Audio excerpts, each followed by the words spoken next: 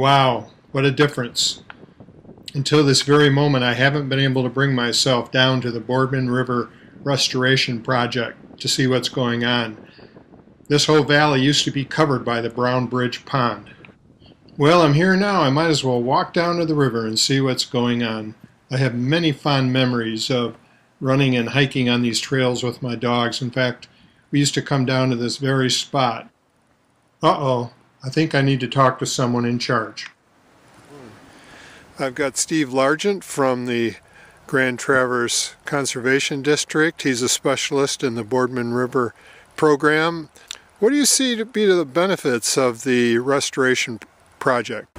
With the removal of Brown Bridge Dam, we're actually gaining over 13,000 lineal feet of river channel. That used to be the impoundment. So that's over 2 miles of river that we're going to be gaining and putting back into its original natural channel. And so that's what's really exciting, is the river's going back home to what it once was.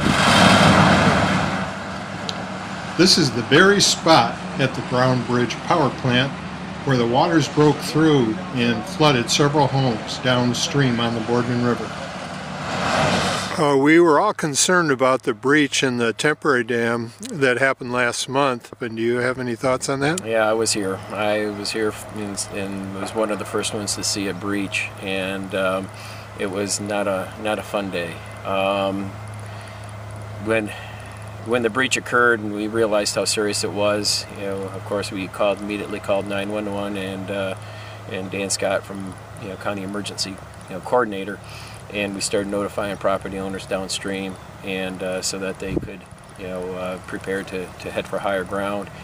But had it not been for Molan's quick action and the action of Elmer's coming, immediately to back them up, and also Elmer's excavating, the community really came together, and they brought in, tons of broken concrete to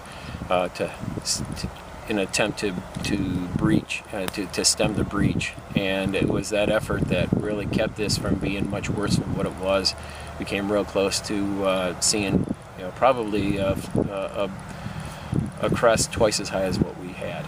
We had a 5-foot crest that went down and did a lot of damage to a lot of property owners in the floodplain downstream, but it could have been twice as high as what it was, and had it been twice as high, we'd have been talking a whole different story. We'd have been talking roads, we'd have been talking a whole lot more flood damage, we'd have been talking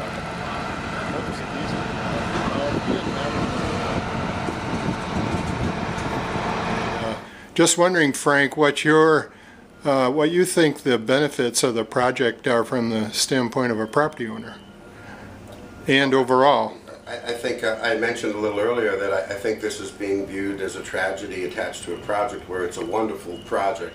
The benefits of the project, of the resource, are really paramount. And there was certainly an awful issue that happened that was unplanned. We walked down, the team walked downstream between Garfield and Keystone, knocked on every resident's door, and talk to folks directly after that, just trying to keep them updated with where we were in the project, see if they had any particular questions related to anything that they've experienced, if they needed help, if they've been contacted by the insurance folks, and one of the sentiments that I saw was that there was a general relief that residents weren't living downstream from a 100-year-old dam holding back 33 feet of water. How long do you think before the project of the dam removal is actually completed? Well, it's going to be an ongoing process as far as the restoration, but getting the river into its channel, of course, down by the dam itself, should be done by the middle of December, and so the river will be, in its channel in its entirety through the former impoundment by the end of the 2012. It's a good project. I can stand up and honestly say that I'm proud to work on this project, and I'm just happy I'm involved in guiding the resource that we all love.